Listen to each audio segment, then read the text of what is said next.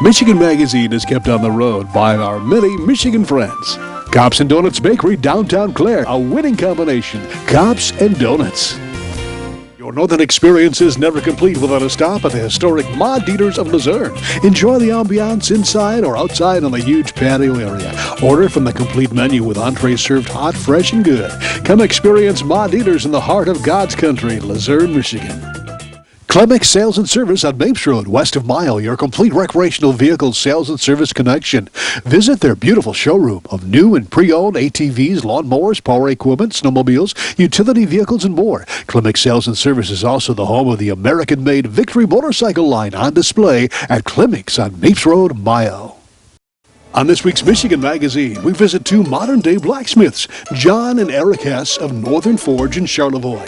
From anvils to plasma cutters, beautiful manipulated metal pieces of art are produced that are also utilitarian. Then we visit the inspiration to Michigan's City of Smiles, the smiling city of West Branch. Stay tuned. It's coming up on Michigan Magazine.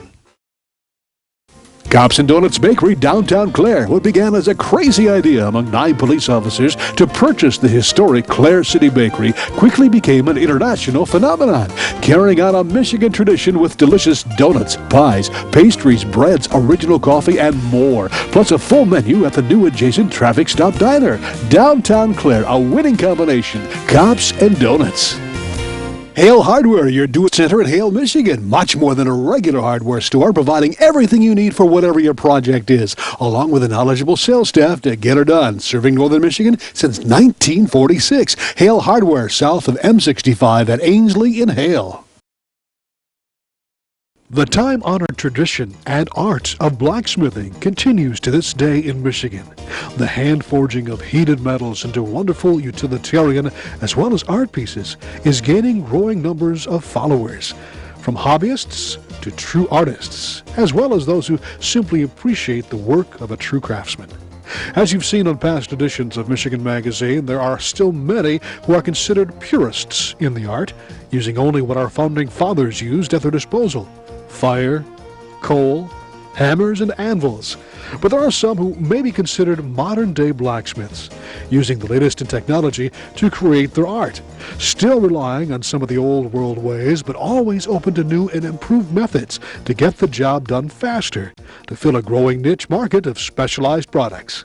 Such is the case on this edition of Michigan Magazine as we visit Northern Forge and Fabrication of Charlevoix.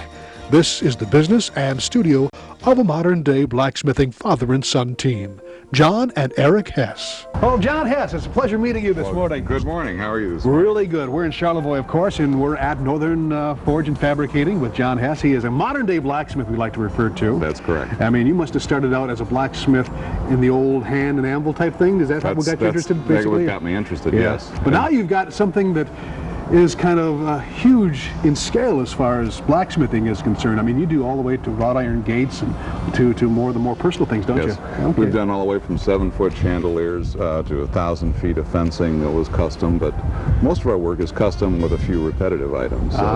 So what we're going to see in background here is your shop. That's pretty much where it all comes together. You and your son Eric? My son and Eric are the only two of us that actually do the work. And here are just a few of your items that we've got that you have produced using modern day technology, which is pretty common amongst any blacksmith that wants to stay in business as a blacksmith or provide a service, right? That's right. Right. Tell us a little bit about the work here, if you could. Well, this, for instance, we're building for a place in the Walloon Lake, which you can see is hand forged here, hand forged there.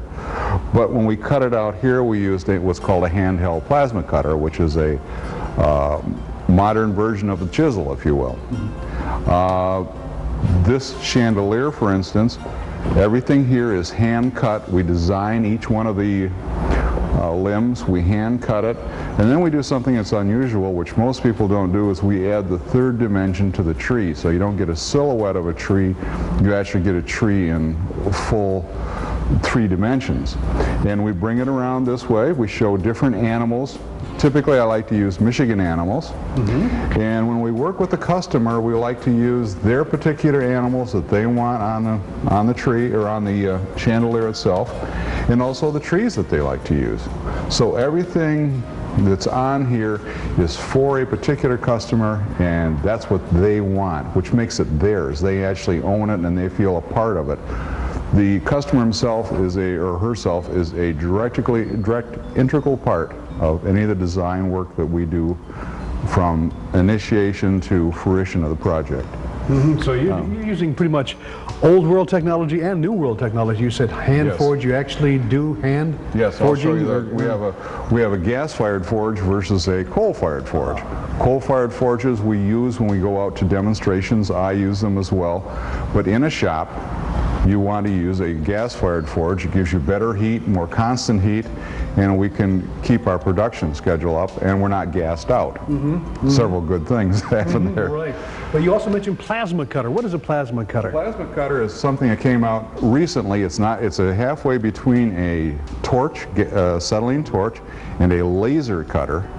And it cuts with an electronic arc. It has a very short, small kerf, and because it has that small kerf, we can get in here and give you some very detailed work on the trees and on the animals. And if we didn't have that, we would be back to actually not even this. It would be more of a Christmas tree looking affair, where even this we can give you some real detail in the tree and make it look more realistic. And that's our whole thing, is to make it look realistic. You will see some of our chandeliers, the trees are falling over, and all the way down maybe even to here. We view this type of chandelier is the same way you would sitting in a deer blind in the woods. What does the woods look like? And you have trees falling down, you have branches on the ground.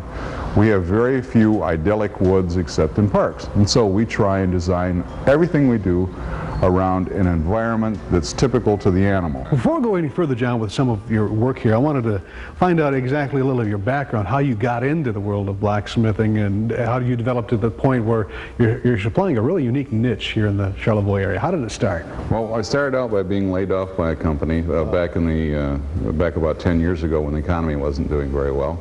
I had no blacksmithing experience. I had some metal working experience. And we started out by selling I-beams, channel, things like that were typically used in the construction industry. I found out very quickly that I couldn't compete with the bigger companies. So slowly but surely we found out that we had an artistic ability, and we started working in that particular direction. And over the years, it just kind of grew and grew and grew. And quite frankly, I don't sell an I-beam. I haven't probably sold an I-beam in the past 2 years, and that's not our business. Our business now is going into people's homes, working with them, and developing some unique products. Also, we do have some repetitives, what I call repetitives, that are sold in certain stores in the state of Michigan. You had pretty much the basic knowledge of metalwork and their interaction, so did you have any input from the blacksmiths before you went into your direction, or you just kind of self-taught, or no, or what? No, there's blacksmiths teach one another, and what's nice about the blacksmiths in this area is they share everything. A fellow by the name of Steve Anderson got me started. Dan Nichols down in Traverse City has helped me out.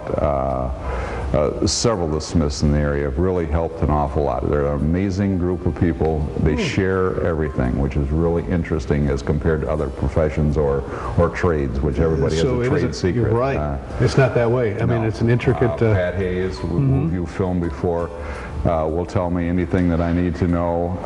Also, not only Pat, but I will tell him anything that I happen to know. A lot of people like to try blacksmithing, and I encourage them to do so, but they have to understand 2 or 3 things about blacksmithing. Number 1, it's hot. And number 2, it's dirty. You know, and that's just the nature of the beast, so to speak. And so if you don't want to get hot and you don't want to get dirty, it's not really the work for you. Maybe you should try woodworking or something like that. But the end product, when you see metal move around and move in the direction that you want it to move, and how it comes out, it just makes you feel good when it finally ends up. Right. I think there's a lot of people not only are intrigued by becoming a blacksmith, but just watching a blacksmith work. Oh, yeah. And just watching the metal, like you say, turn and be manipulated. Yeah. Now, this is my son, Eric. Eric, pleasure to meet you. Nice to meet you. Now, how do you feel about blacksmithing? What drew you two together? I mean, father and son, of course, but blacksmithing. Why did it draw you? I don't know, I just like doing it, I like working with metal, I like making things and not working for other people. That's right. Came to work for this guy. And it's been working out great. Yep. A lot of great stuff in the world of metal and blacksmithing that I wasn't aware of. Any surprises on your part as far as when you got into it, or? It's just a lot more work than A lot more work than it looked to be, isn't it? Yeah. Yeah. New challenge every day. Yeah. Something new for somebody. So. Eric is the real worker of the two of us. I do more of the sales and talking on the telephone, but when it comes to actually cutting out and doing a lot of the forging, Eric, although I consider myself halfway decent, is so far above me in what he can do that he does most of the actual grunt work, if you will. So he should take the credit for a lot of these things over here are actually more his work than mine. Oh, So. boy. And he's very artistic, which is really helps us out an awful lot. Well, as we could tell just by looking around us in the studio, this pair enjoyed what they were doing. The detail and pride in each piece will stand as a proverbial silent testimony for centuries to come of handmade quality, not only in the homes, but also as actual parts of the home itself, and even the gates that surround the homes. Another true Michigan art team, John and Eric Hess of Charlevoix.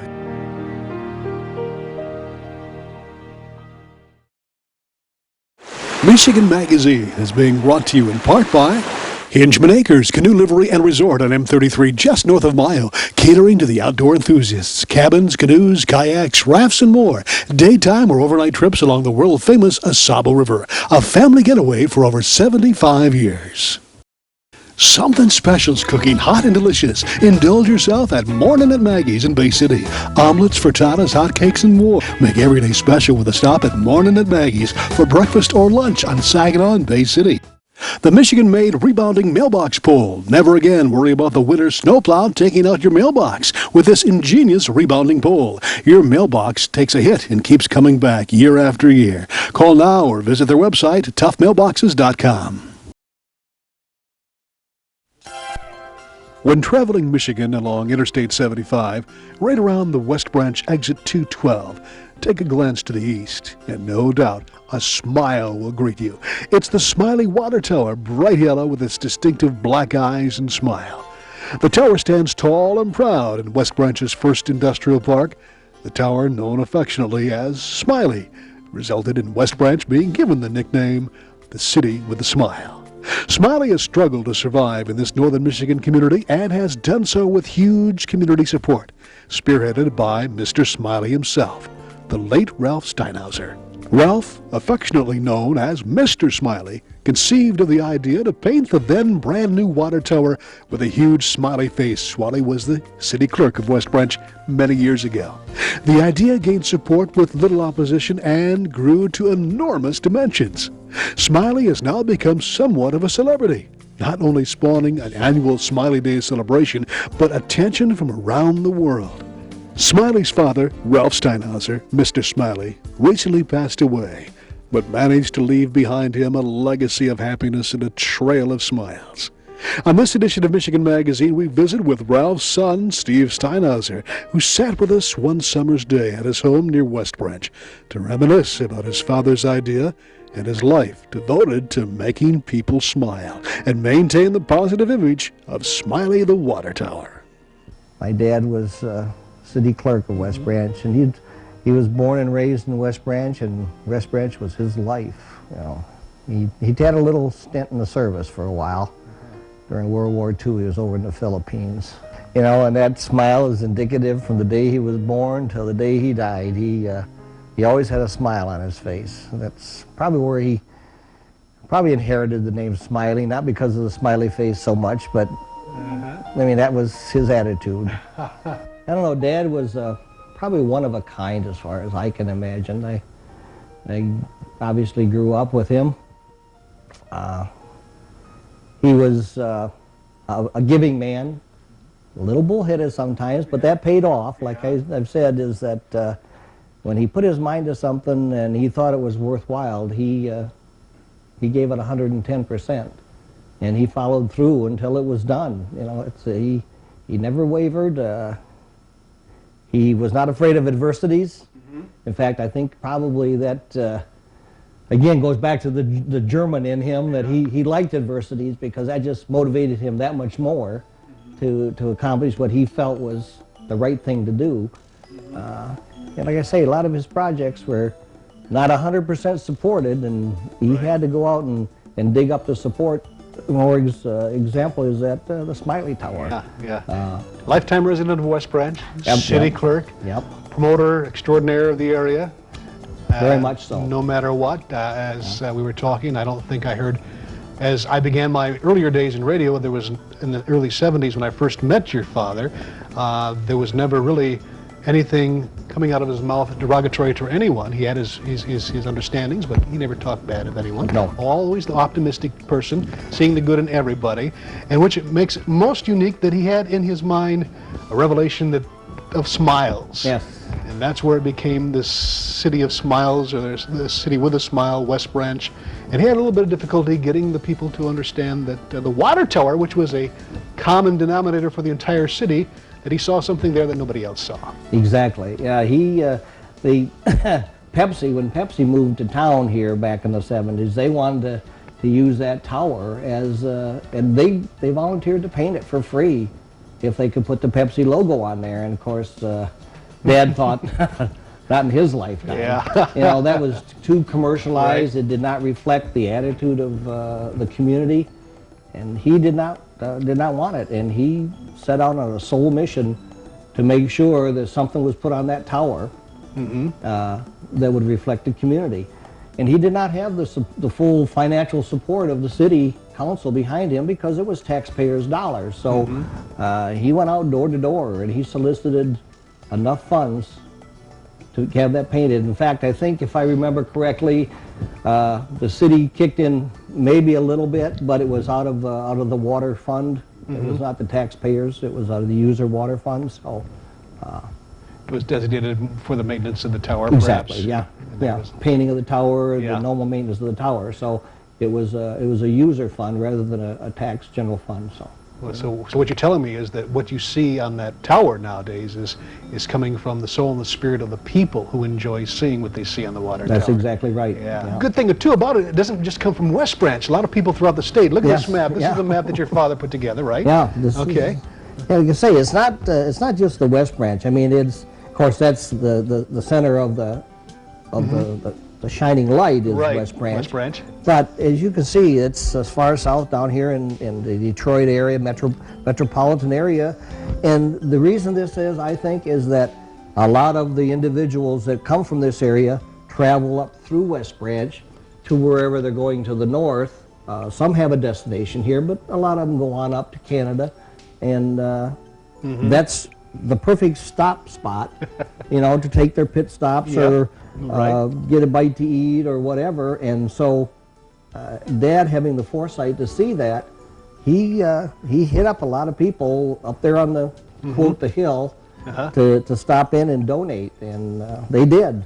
We salute the life of Mr. Ralph Steinhauser, Mr. Smiley, a life well lived, and spirit from that life that lives on in the beaming smiles of the visitors and citizens of West Branch.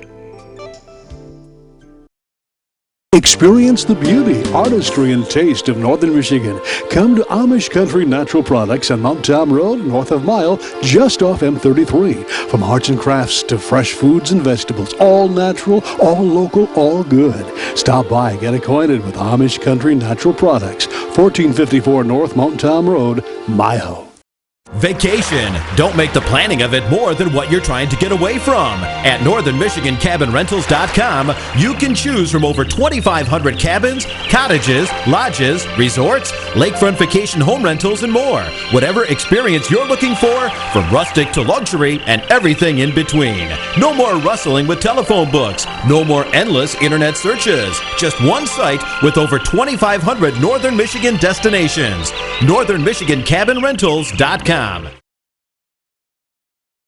Well, thanks for joining us on another edition of Michigan Magazine. Hope your spring is coming right along and your buckets are filled with morels. Morel mushrooms, that is, because you know it's the season. Don't forget to join us on all our social media outlets where we get up and get out and explore live on the World Wide Web and then bring it back here each week on RFD TV. Remember, Michigan has more shoreline than any other state in the Union, which means we have more lighthouses than others. Those beacons of the past are waiting for your visit in the form of working lighthouses and museums. museums. Here's this week's phrase to help you remember and give you a chance to win. Michigan lighthouses await you on the shores of the Great Lakes. Have a great week, and we'll see you on the next edition of Michigan Magazine.